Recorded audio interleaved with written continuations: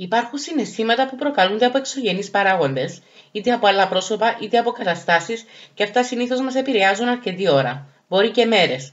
Εδώ αυτό που μπορείς να κάνεις είναι να δεις πίσω από το συναίσθημα και να καταγράψεις το γιατί νιώθω έτσι. Αφού έρθεις σε επαφή με τον εαυτό σου για το πώς νιώθει και γιατί δημιουργεί μια αρνητική πεποίθηση, τότε μπορείς να δημιουργήσεις μια άλλη παραγωγική μετάφραση.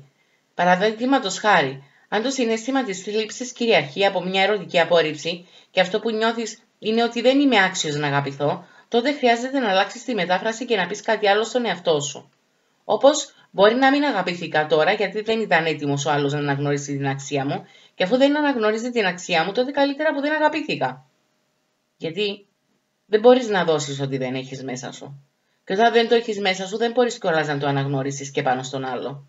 Αυτό είναι ένα παράδειγμα που ο καθένας μπορεί να βρει τη δική του παραγωγική μετάφραση, να βοηθηθεί και να δει το συναίσθημά του από άλλη οπτική γωνιά.